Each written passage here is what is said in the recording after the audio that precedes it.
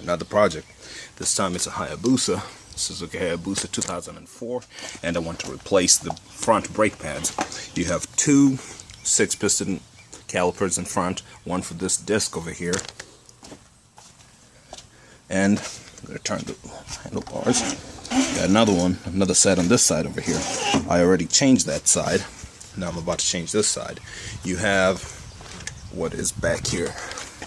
Well, just 2 pistons in the back, and here it is. Change it from underneath. Everything's so accessible. I really like these systems. So here it is. What you're going for is, well, the tools needed, really, the ones I needed were, one, here you have a, hex key, hex socket, 3mm I believe, and a flathead screwdriver. This is being used in place of the proper brake piston compressing tool, but it's gonna work. So this is what you do right here. Here are your hex bolts. There's one here, there's another one back here, can't really see it, but I'll do my best to record this video in real time, and let's get to it. So hopefully you got semi-small, reasonably small hands. Let's get to it.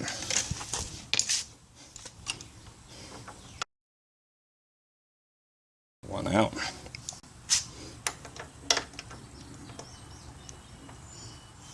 And the other one can be seen here. As I said, you'll be able to see it, but there it is, right? Can you see it?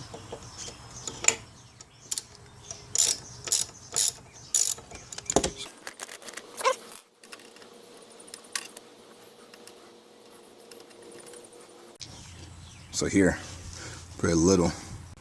Then remove this plate over here. This is how it looks. That's how it goes. These here press against the brake pads. Right. The other thing I need to get. So I've got those 2 tools. The other tool I need is my long nose pliers. So this one right here has got a hook on it. So right here there's a pin in the middle. On this other side, can you see it kind of poking? There, that's it.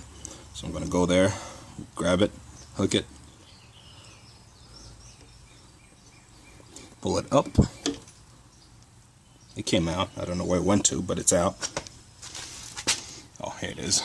The wheels are real dusty. Then, using these pliers, pull this pin outwards. And so as you can see, there's a hole in there, and that's where this pin goes, like that. This locks it in place so it doesn't slide back out, right?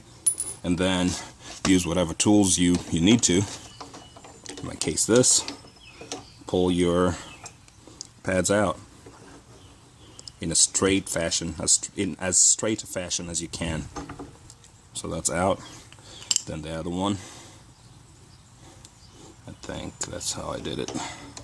Well, this one's pretty loose, so just pull it out. I think the outer ones are pretty loose. Perfect. So these brakes are pretty fleshy.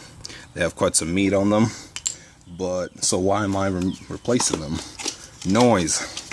They squeal. They keep going. I'm not sure what kind of brakes they are. Are they EBC? I really have no idea. I've been reading a lot on the forums about the EBC brakes being a headache or rather being pretty much a nuisance. So I bought these brake pads, and as you can see, as I said, these ones are just slightly thicker. This is the replacement, you can see from the back. This one here is the original, and it works just fine, but I need to get a shim so I can replace it. And these are, what's the number? Brakebest SF 188, bought from O'Reilly Auto Parts. They had them. O'Reilly is the only auto parts store that I found to have the brake pads, front and rear, so that made it pretty easy. So what I'm gonna do in this case, peel these off. Make sure they match, of course, right? Make sure they match, they look alike. Then what I'm gonna do is remove these shims.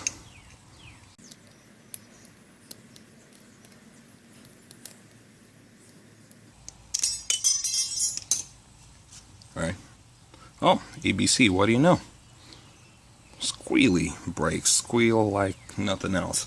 Alright, so I'm gonna take the shims off, clean the shims. I re-greased them when I put them back in. I'm gonna clean the shims and then come back, put those on the new pads, put the shims on the new pads, and install those. So this is the this is the part where, you know, a little bit of creativity helps. So here are the shims. Pull them underneath here and try to press them. Doesn't seem to work. Do it from the top, or rather, you know, the side with more action, more features, and it snaps on. Easy, right? So I have both of these ready, and this is the part that I said needs creativity, is make sure you have enough space in here. You know, you have your disc right here, your rotor. This one here is going to go pretty easily. I know that. So nice and easy, right? So I'm going to set that in there to just keep it, you know, take up space. And then I'm going to go here, and this is the part where you're supposed to use brake caliper, brake piston spreaders, but these right here will work just fine. Make sure you're not putting too much force to damage your rotor, but I'm pushing down on one edge of the piston. I don't know if you can see anything in there. Let's try. Oh, here are the pistons. So here's one, just pushing down on it enough to, you know, move. Pushing down on the other one, pushing down on the third one.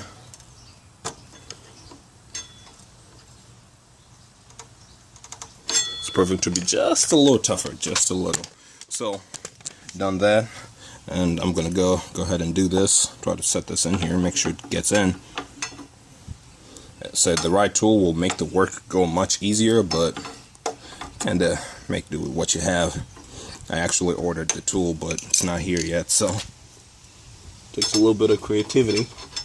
As I said, I know there's another proper way. If you do this, make sure you're not damaging your seals on the pistons. But I've used creative methods to do so many jobs in my time tinkering with automobiles and motorcycles that I'm not too afraid of what I'm doing here, not too concerned about it.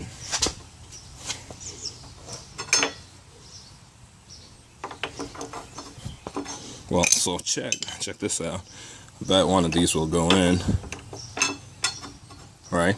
So I'm using the old one, the EBC. Then I'm gonna crank it down like that. It's pushing the pistons. It's got quite a lot of play. This is the old one again. Then I'm gonna try the new one again. It's about being creative, being creative. Boom, there you go. And it goes. And you'll notice it dropped in much further. I'm sorry, the video is the best I can do with this light, but you'll notice this one dropped in much further than I had it. So I'm going to pull it back out. Now that I know I have the space for it, I'm going to pull the other one out as well. As I said, the outer one seems to not really want to stick in there.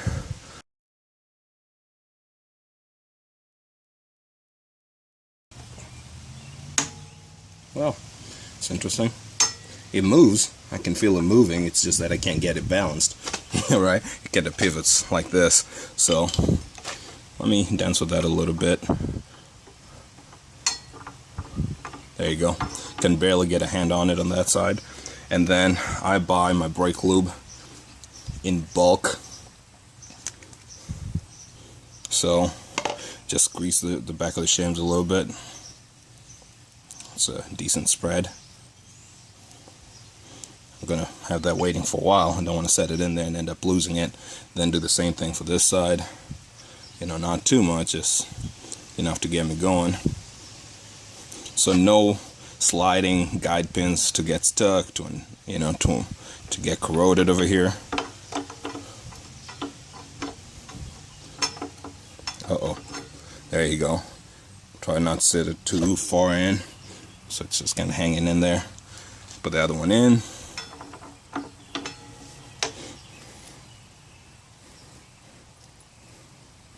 And what I'm doing simultaneously is get this pin and send it through. So 1, Send the pin in. Wipe the pin, do whatever you need to do to it. Feels like it gets stuck here, but it's gonna make it. Okay, so that went through. Slide the pin. Send the pin all the way through to the other one.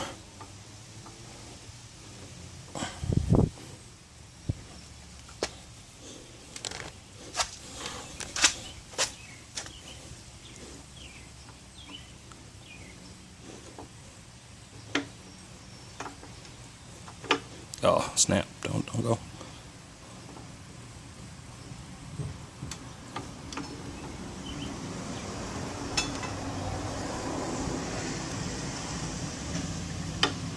Boom, there you go.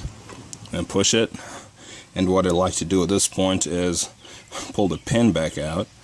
Make sure it's facing up. That hole is facing up, so that when I send the cotter pin through, I don't have to try fish for it too hard. I mean, it's actually not really up. It's this way, then I can locate it. Okay, so there you go. Then I'll use this pin, the cotter pin, find the hole. You know, I can see the rod, the pin rotating in there. Send it through this way, go to the top. Oh, it's a little bit of a dance, but if you hold it with your pliers, you won't be dancing like I am. There you go.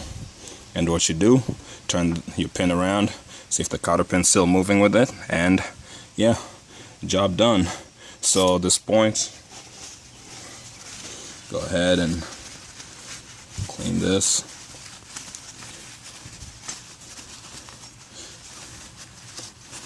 Doesn't really matter, I don't think, not for this application, not in this configuration, but why not grease it, right? This one's not really a friction harmed part.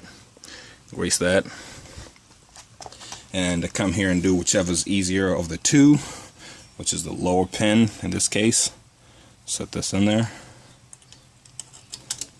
and you can install this upside down. It's all right. It's still gonna work. You just can't flip it backside front. You know, it's not gonna go through. It's not gonna go over. Then set this one here.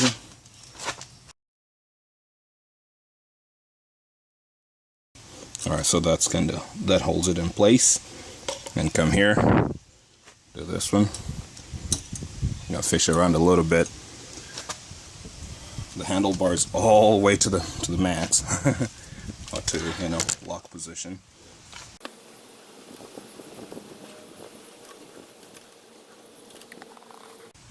How about, let's get creative.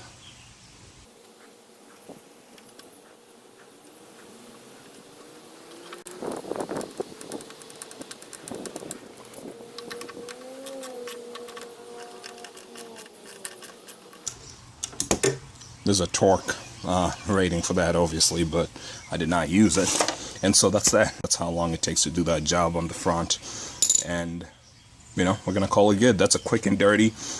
You could do, as you know, you could be as detailed as you want to be. You could come and bleed the system in here. There's a bleeder right there. This right here is your bleeder, kind of in between them, and so you have your one line coming down, feeding it, then you have a crossover tube going to the other caliper. So it's good. And I mean, one advantage, I'm gonna say that for the back as well, one advantage of motorcycle brakes, most motorcycles except the Hondas that I've owned, is that you can actually do the front and the rear, you know, the front and the rear brake pads at different times, because when you operate the brake, right, the front brakes are operated by the handlebar, the rear brakes are operated by the foot brake, so you can actually bed your brakes at different stages. You're not going to be all no brake as you go do your testing. Bedding your brakes is very important, and I don't know, it might be a combination of things. One, these brakes look burnt. They really look burnt. They performed very well when they were very hot, but whenever I was riding in town, they were just too noisy for me, which was the same case for the back. So let me get the back brakes.